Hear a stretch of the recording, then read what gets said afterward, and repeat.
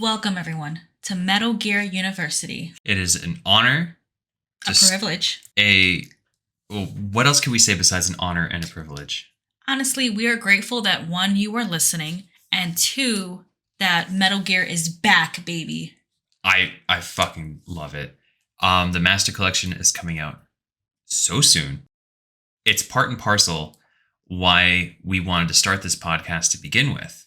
So, our goal is that this podcast will be for new fans who are just beginning their Metal Gear journey, and also maybe to continue conversation with older fans. This collection, with it coming out, I already see so much hype on Twitter, and we thought, what a better way to also show love than by helping in discussing the intricacies of this game and the series, honestly. We always talked about how complicated and convoluted the story can be. Yeah, rightfully so. This story is very confusing. Mm-hmm. But we were thinking, what possible way could we break it down? And we thought of a method where we would talk about a game in the series and talk about it singularly in like a 101 style to help break down the synopsis of the game, give basic character analysis of each character. Nothing too in-depth, nothing too crazy, just a basic plot line and a basic character description. Yeah, I think our fear was that new fans were coming in and there's so much content from Metal Gear. There's so many inside jokes. I mean, even so, even if you're a new fan and you're trying to figure stuff out, you go over to the wiki. What the hell does all this mean? It's insane. It like if you don't know what stuff is, you're like, this is overwhelming. And again, by no means do we imagine ourselves as teachers. We imagine ourselves as students, as just, you're part of your cohort walking through the Metal Gear journey together. All we wanted was a vessel that was welcoming to new fans and to continue the everlasting Metal Gear conversation. What is this game about? As said in the orientation episode, we know what we're talking about with a 80% success rate. So if we're wrong, we'll own up to it. Tell us that we're wrong. I would love to know that I'm wrong on something and tell me. I think it's important as a person to accept when you're wrong and to grow. And it's a greater way for us to gain a better appreciation of the series. But on that note, talking about us not being experts, Tom, and you are Tom. I am Tom. I wanted to begin by understanding how you came to this series. And we don't have to go too in depth if you don't like, but yeah. How did you get into Metal Gear? Well, the very first time I played it was, God, it must have been 97 or 98. Old. I know. It was a demo disc that I believe Pizza Hut was distributing at the time. Was it the blue one? I think so. You have that, right? I have a blue demo disc with Metal Gear Solid on it. It might be the same one. I mean, it's obviously not the exact same one, but it was a demo disc distributed by Pizza Hut, and it had Metal Gear on it. And I played it at a friend's house. And at the time, I was playing like Sonic and Mario and Streets of Rage and, very fun games. They're great. But that was the first game I ever played where I was like, oh, this is next level shit, You were like a child, like, this is crazy. Yeah. No, I mean, it sounds funny now, but back in the day, when you made footprints in the snow and guards noticed that blew my fucking mind. I was like, what? That's crazy. That is honestly pretty impressive. That's cool. So, and you were a child. That's a very core memory for you. Yeah, I thought it was like the coolest thing ever. Well, that's cool. And I mean, here you are so many years later. And I mean, the last game that was released, The Phantom Pain, we're not talking about any other game. The last game was released now almost 10 years ago. And so to see this Master Collection come out, how does that make you feel? I'm genuinely happy for it. I've been saying for years, like even more so than making new Metal Gears, remaking Metal Gears. I always wanted just a simple port. I made probably 100 tweets just saying all I want is a simple port of these games. Honestly, when Delta was announced, we were excited, but I remember us audibly gasping when we saw the Master Collection come out. Yeah. To me, look, I hope that Delta is great. I want it to be like the second coming. You know what I mean? But to me, the real prize is having those games on modern hardware, because now that they're on modern hardware, they'll be literally preserved forever. And it's kind of like, if you think about it, the last console where the majority of games are accessible is PS3. Yeah. Which is the Metal Gear Solid, the Legacy Collection. Yep. Yeah. I mean, people can play the Legacy Collection on, I believe the Xbox Series S. I'm not like an Xbox guy. I believe it's the Xbox Series S. And you could play it there, but it's still very limiting. Like, it's not on Steam. I mean, there have been PC ports of like Metal Gear Solid and Metal Gear Solid 2 in the past, but they're like known to be trash. Like, there are trash ports. No, and I mean, what's fun, if I think about this is gonna age us, but if you think about it now, the Phantom Pain came out in what, I think 2015. Off the top of my head, I think it's like 2015. There are people who are 8 years old right now who were born after the Phantom Pain. Oh. And you were around that age when you first got into Metal Gear Solid. Holy shit.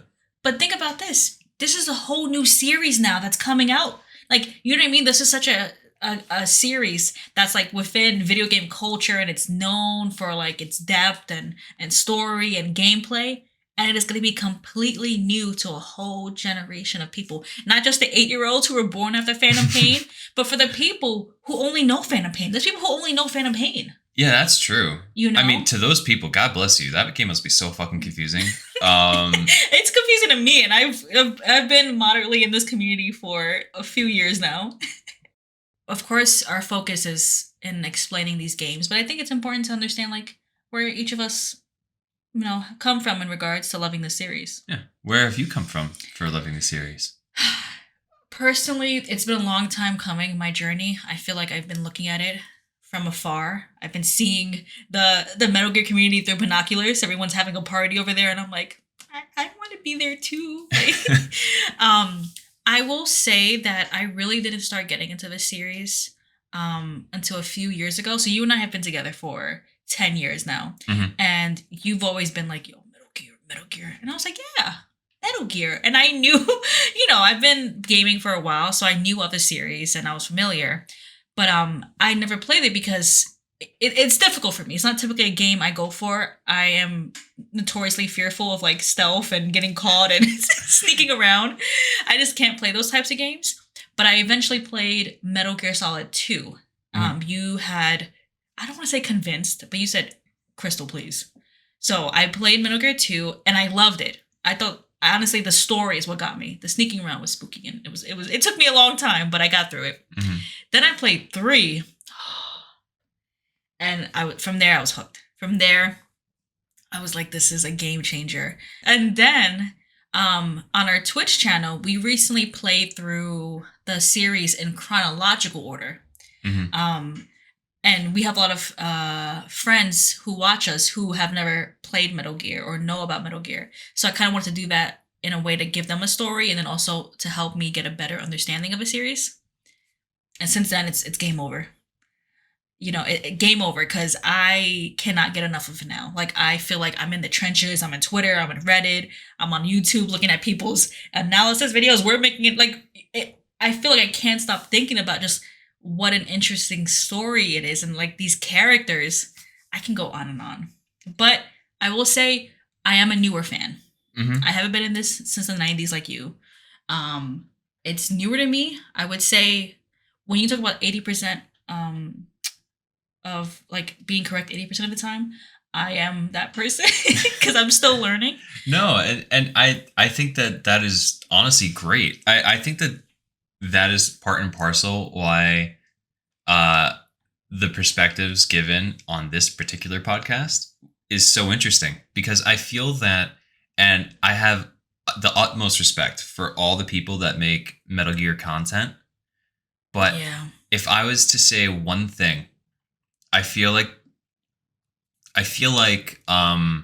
people tend to make these kinds of podcasts with the notion of the people that are listening to them are already well versed. And I want to make something that is welcoming, you know? And I think, too, in part, we began this talking about Metal Gear, the game from 1987. And this is probably going to be its own episode now of just like our intro because we went on this long tangent. But you know what I mean? I think you just get so passionate about a game you love, and you can't help but just go off and just talk about everything in the series, you know? Mm-hmm. And I will say this, I'm not going to explicitly shout out people, but there are so many good Metal Gear content creators. Google Metal Gear Solid, go to YouTube, go to Twitter, like there are so many people creating analysis videos, people doing great AMVs, the people who are like trying to preserve older content. Like this game has created just this community that wants nothing more than to share their love of the series. Mm-hmm. And I think that's the best because you have some game communities where it's like, yo, you suck, noob. You suck. Get good. And like, oh, if you don't beat all the bosses, that's not true. Or, oh, if you got a summon, you didn't. That's not really beating the game. Mm-hmm. I'm not shouting out a certain community series. Yeah, I don't know what you could be possibly talking about. But no, I mean, I love those series too. But you know, you have this community. I felt nothing but love, welcoming kind of aura, and then just a dedication to creating new fans. Mm-hmm. So, you know, I think again, our goal with the podcast is just to, you know, go in depth with the lore, make it very beginner friendly, and then eventually go into some really deeper analysis of the story and the game and whatnot. And again, we're not experts. We just love talking about it. Yes. So, the series starts off decently. It's just called Metal Gear. It's released in 1987. The basic synopsis of the game is you are Solid Snake, sent on a mission by Big Boss to destroy Metal Gear. The operation number is N3313. Now let's just take a quick pause because that's a lot of nonsense right off the bat. We literally tried, I mean, I would say you literally tried to sum up the whole game in one sentence. Yes, but you see, it's a great example of like what I'm getting at here. Because first of all, what the fuck, Solid Snake? What is that? To a new person, what Solid Snake? Why is your boss called Big Boss? What the hell does that mean? That's silly. But here it is. Okay. Here we are. Okay. So you're probably wondering, who is Solid Snake? Well, I'll tell you. He is a rookie soldier in the Special Forces Unit Foxhound. Mm-hmm. He had a very decorated military career, but in this Special Forces unit, he is the newest member. He is the new kid on the block. He's a rookie. He's the rookie. Mm-hmm. And so his boss, who is only in the game called Big Boss, sends him in. And initially, you are sent in because the person who was sent in before you has gone missing. That person who went in before you is called Gray Fox, and he is also a member of Foxhound. Mm-hmm. Gray Fox went in first, did his little sneaky stuff, went missing, but before he went missing, he sent a last transmission on the transceiver, and it says, Metal Gear. Horrible last text, though. Horrible last message. I mean, you'd think if you're getting, like... It's not really descriptive. I'm in this room. Help. Or, not, help is even worse. But, but like, you would think, like, I have, I have 2 words. What would you... I guess, you know what? I'm talking... If I had poop. If I had 2 words, anything but Metal Gear. You know, it leads to more questions. Much like this podcast, what is Metal Gear? What is that? So we'll get there, right? Because the first, or should we just say it off the bat? I think it's relatively safe to say off the bat what Metal Gear is in its most basic term. Metal Gear, at its basic form, is a walking nuclear battle tank. It's walking? It has to walk. That's the point of Metal Gear. See, this is newcomer right here. Newcomer. So the basic premise of a Metal Gear is being able to launch a nuclear weapon from any kind of terrain.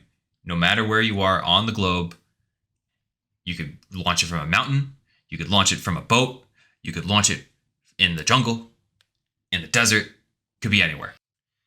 Now, at the risk of going too into the weeds, we'll move on from Metal Gear. So you infiltrate Outer Heaven, which is pretty much a big military base that has sprung up. It's the name of the organization that you're infiltrating. Is it part of the government? No, this is like a borderline like terrorist operation here. Oh, okay. And you go in and you have to find your buddy Gray Fox, who is your superior. He's the most senior level. He's like the best of the best. This dude's like super cool. Damn, so they sent in a rookie to go after and find out what happened to their best soldier. It's kind of weird, right? Yeah, that's kind of weird. But you go into the base, you get into some basic hijinks, you solve some basic puzzles, like, hey, how do I get across this electrified floor? How do I dodge the sight line of this security camera? I mean, to reference what we mentioned earlier, this game is very stealth-based. It's not like a Contra or a game where it's just like a shoot 'em up. Like, you actively should avoid combat. Yeah. So. I mean, you could just run and gun this whole thing. It kind of defeats the point, though. The game encourages you to try to avoid combat and solve, I would say, I hesitate to say puzzles, but like for one portion of the game, there's an electrified floor and you can't cross it. And Snake has to get across, and you're basically told to find a remote controlled missile on the base. And you basically have to scour the entire base to find this thing. That took us a little bit to find when we played through it. Yeah, for some reason my mental map was failing me, but I eventually got through it. So some of these games are very is rudimentary. Is rudimentary the right word here? You asked the wrong person, but we'll look it up after this podcast and see. Well, what I'm trying to say is that these puzzles can be sometimes very convoluted. Mm-hmm. And a great example is you are told at a certain point of the game to get caught. And you're like, okay, get caught.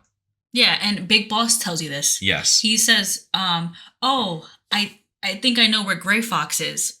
You need to get caught in order to find him. And for me, when I first played this game, I thought, okay, get caught. I'll just get seen by a random soldier.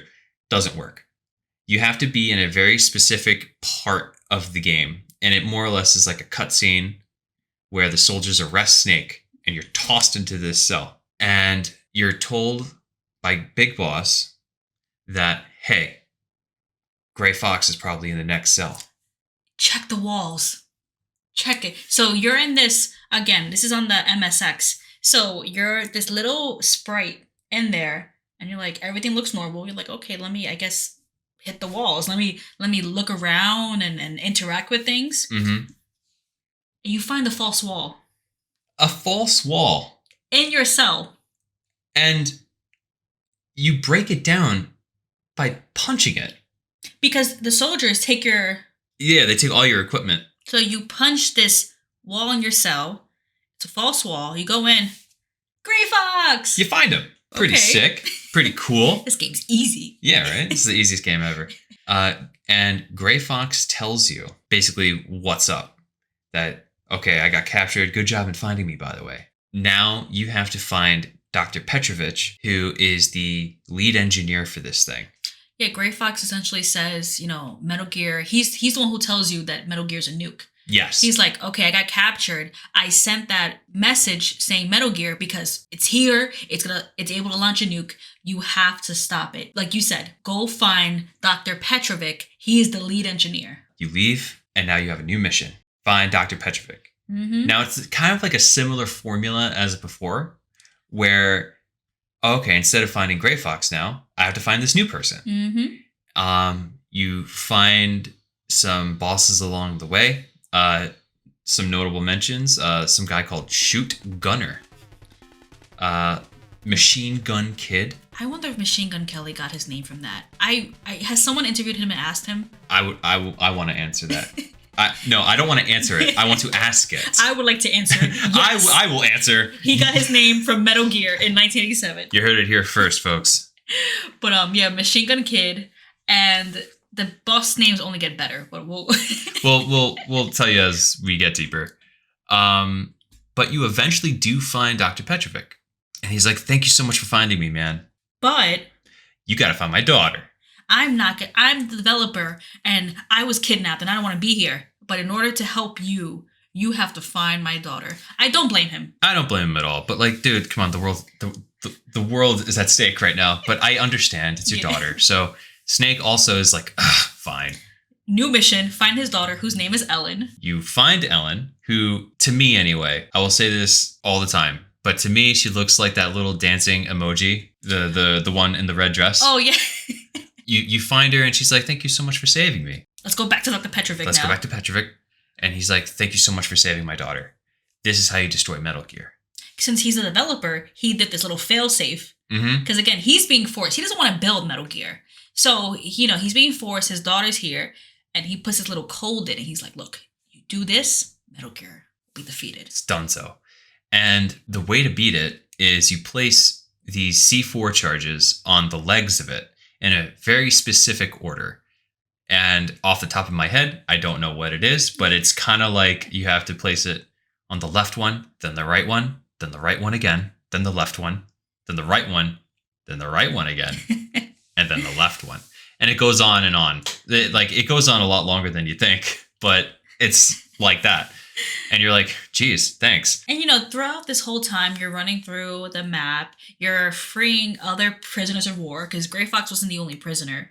The resistance members we spoke of, their prisoners were there too. You're constantly on the phone with Schneider and Jennifer and Jennifer's brother, and you're like getting, you're and Big Boss. You're speaking to everybody as you go through this mission, getting more information about like where weapons are and whatnot. Mm-hmm. So after you save Ellen, you go back to talk to Dr. Petrovic. He gives you the code to kill Metal Gear.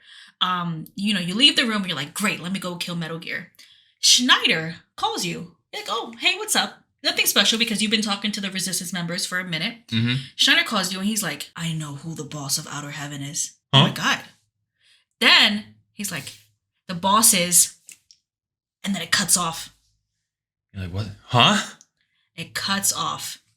And this part of the game I think is interesting because there's a point where, you can continue on with the game and you're like, who the hell was the boss? Mm-hmm. But there's a random POW that you could save. Mm-hmm.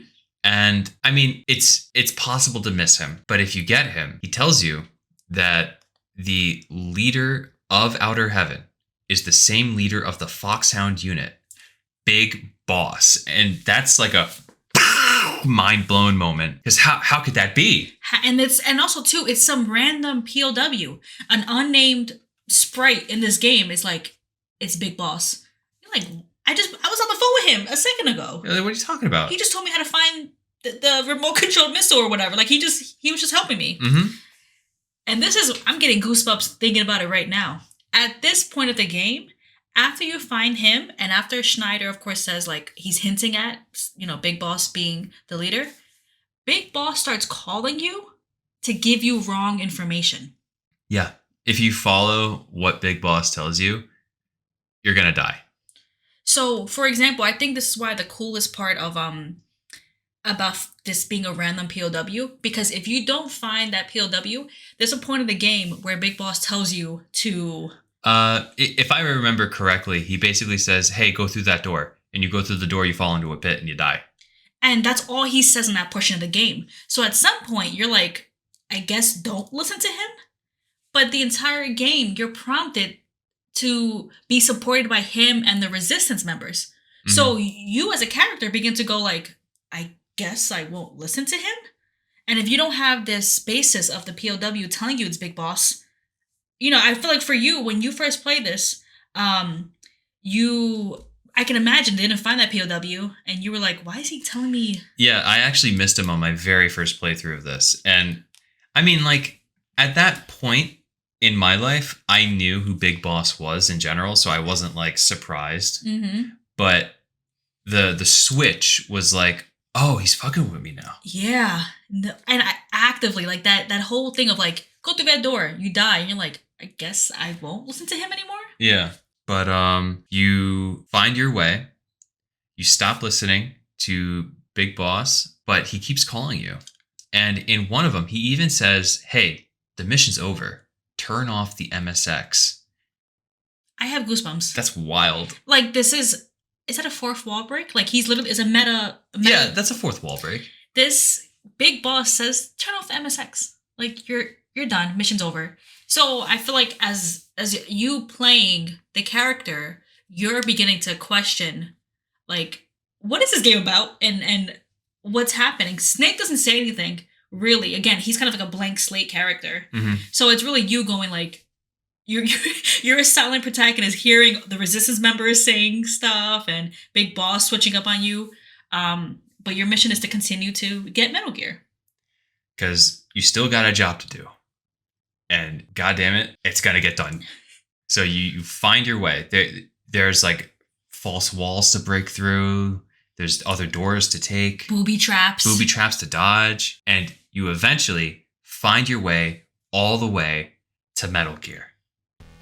And you follow Dr. Petrovich's code sequence. Left, right, left, right, left, right. Right, left. And you destroy Metal Gear. Wow, what a great rookie. I know, right? He's so cool. He's the best. You weren't supposed to be the best. You're not. He's supposed to be the rookie. But he is the best now. Mm-hmm. Destroying Metal Gear, consequently, starts a self-destruct sequence. And Snake's got to book it. Mm-hmm. So he goes to the next room, and he is brought face to face, the man himself. Big Boss. And he says, you weren't supposed to make it this far. Literally says, you are a rookie. I sent you in essentially to die. Yeah. And I it's basically Big Boss more or less saying, kudos, kid, you got some moxie, but I'm sorry, it ends now. Yeah. And you fight, and of course, Snake being Snake comes out on top. Then Snake has to choose one of 3 ladders to escape. You pick the leftmost one, and you escape through that one. It's a very long ladder. It's very long. I wonder if a long ladder will appear in another game. Who knows? We'll see. So you get all the way to the top, and you run away from the explosion. Credits. However, at the end, the little transmission that comes through from Radio KNK, and it talks about a large tremor that occurs. You're like, oh, that's the explosion about heaven. Then there's another message, and it's someone saying, I'll see you again. Who? Huh? We don't know, and that's how the game ends. And for a game that came out in 1987, that's pretty nuts. You know, we said so much right now, and again, like, it's, you know, it's the simplest of all the Metal Gears, and I would say what makes this game complicated, thankfully, is just the gameplay.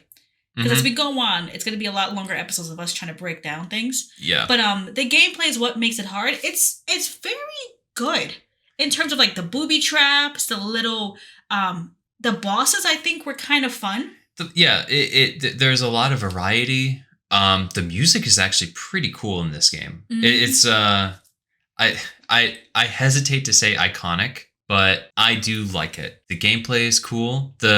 The mechanic of finding as many POWs as you can, because when you find a specific number of POWs, your health increases and the ammo that you carry increases. So it promotes you finding POWs, and they give you tips and tricks like, hey, Big Boss is the leader. You know, that's pretty helpful at some point. You know, this random POW. And I think that's also a major kind of nod to like the whole overall idea of like combat shouldn't be a choice. Like if you could sneak around and and save people as opposed to like shooting your way through. Like you're kind of rewarded. You're rewarded for saving people. Hmm. And you're also rewarded too, I think, that of course there are more POWs than you need, but rescuing a certain number of POWs increases your rank and also allows you to carry more items. I feel like there's a notion of like, yeah, get as many as you can, maybe get all of them, and then you can have increased health and items. But there's only a certain amount you really need to get. Yeah. Because I know too, Jennifer, who's a resistance member, she can only be spoken to if you have a high enough rank. And by getting that rank is by rescuing POWs. Exactly. And Jennifer gives you critical information to reach the end game. Now, I don't know the exact number, but you don't have to get all the POWs, but you have to get enough for Jennifer to respect you. And it's a bit. It's a bit. Do you think Jennifer's brother respects you? I hope. I saved him. Jennifer's brother was, I would say, kidnapped. He's held hostage by, I'm sorry, what's his name? Coward Duck? Oh my, yeah, I mean, let's so Coward Duck is the 6th boss. There are 8 bosses in this game. But I think Coward Duck just sticks out to us because that's literally his just code name. Like that is that's a name, man. I mean, he was a soldier on their base, so I guess that was the name given to him. Yeah. That was the name that was given to him. I wonder like if other soldiers are named different things. I wonder if we'll ever find that out. Maybe. You know? But yeah, like Coward Duck had Jennifer's brother. And he's the only one with that funny name. You know, there's a boss before him, Fire Trooper. Very basic. I have a headcanon theory that was like a placeholder name that the devs had. Like, okay, we'll call him Fire Trooper, move on. And then the game was set to release in a week, and they were like, oh, damn. What do we call him? And it's just, fuck it, Fire Trooper. Who cares? Yeah, fine.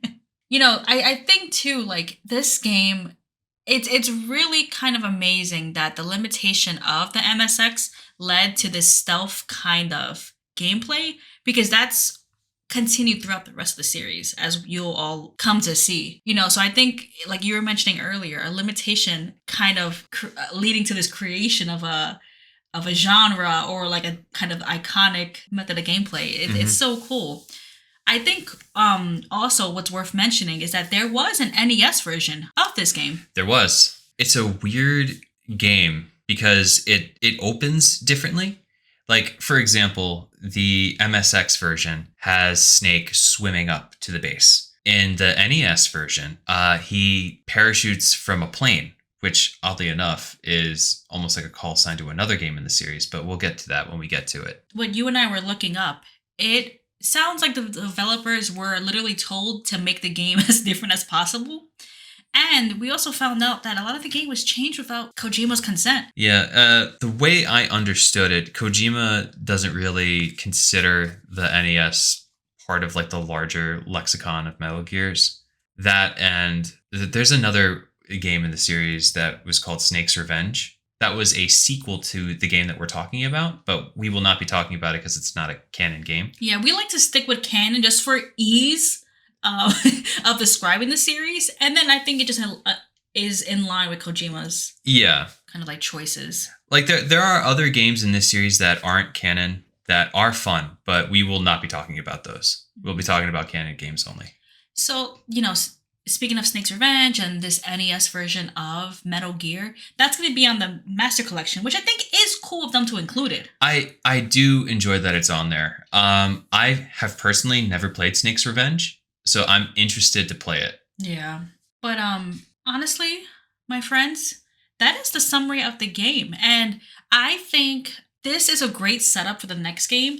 You know, ending this game with Solid Snake defeating his boss and also kind of being, you know, tricked. You know, he came in as a rookie soldier and he wound up defeating a Metal Gear and kind of being betrayed. I think it's a cool setup for the next game because it really, at least for me, I really wanted to kind of understand where he might be coming from at this point. Mm-hmm. You know, you can imagine maybe he's feeling like, am I bound by I was bound by my job to listen to Big Boss, but he was trying to kill me. So he kind of used his power to take advantage of you. And it's an interesting form of commentary because, once again, at that time, games as a medium never really touched on that.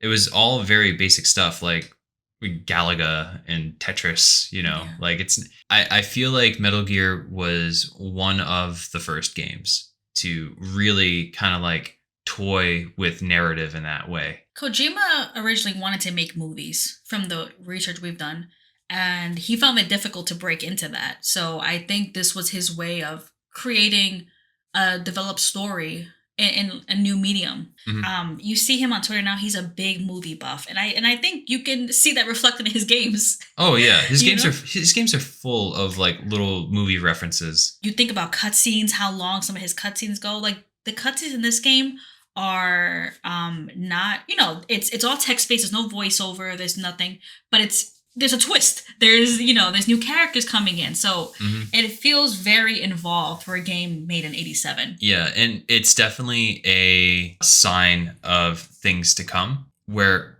he always tried to push the narrative a little further with each game, that he tried to make it more involved, a little bit more complex. And as technology improves and there's more capabilities with each gaming console, we see him push the capabilities of each console as well. He pushes, I would say, he built upon the story as more more conversation, he adds more discussion, but also is able to like maybe include some graphical things that he wasn't able to include in this game. It only gets better than this. But fantastic game. Oh yeah, I for one. Now not to knock Metal Gear 1, but I cannot wait to talk about Metal Gear 2 because it builds so much of who Solid Snake is as a person and where this series is going to go. Mm-hmm. Because I feel like Metal Gear 2, the basic structure of that game is echoed in almost every single game after that. Yeah, I agree. And then I think too, Kojima found his footing. This game was a success, which is why it was ported to the NES and it found success. So you can imagine he had more love, he had more support. And in the next episode, we'll go more into depth on the story of Metal Gear 2, but also kind of like what that game meant for the character, like you said, of Snake. As in line with Metal Gear University, there will be a pop quiz at the beginning of the next episode. So buckle up. Hope you were taking notes. We want to thank you all for listening. I will say again, as any project, we were very nervous but excited, and we hope any feedback or comments or questions you have, please let us know. If anyone is listening to this as a completely new Metal Gear fan, let us know if what you took away from this. Yeah, let us know if this was helpful. We designed this podcast to cater to new fans, especially the 101 episodes. Yeah. So if this helped clear out some things that you were thinking about, let us know. And if it didn't, also let us know. We could do subsequent episodes to clarify certain portions of the game. But this was meant to be a basic rundown, a 101. This is the game. This is what you do. This is the plot. What are your, to end this podcast, what is your takeaway from Metal Gear? My takeaway is that it is Metal Gear at its most simplified. It is a game where it is the most basic of basic mechanics, and it shows where it's going to go. Yeah. Especially if you've played the games after, and then you're coming to this later in the series. Like you can almost look at it almost like a museum to be like, oh wow, this is Metal Gear at its most basic form. Like you're a human looking at a chimp, and you're like, it came from this. It's gonna grow from here. Yeah, you know what I mean? We have evolved so much. We have come so far from chimps. And you know what? To add on to that, I would say it's pretty funny.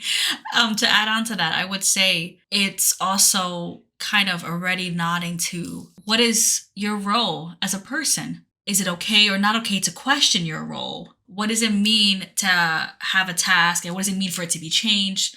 I think it starts asking questions, or at least it made me have those kind of questions at the end of it.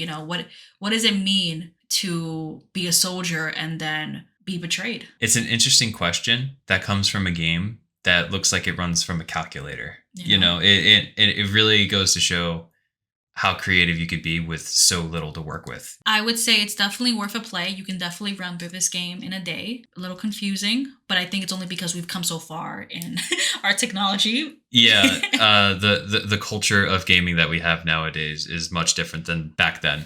But We have a lot of friends who play retro games, and I think they'll be fine with it. yeah, I mean, if anything, there's a bunch of FAQs online. You'll make it through. It's okay. But class, and we're part of the class as well. Yeah, we're sitting in these chairs with you.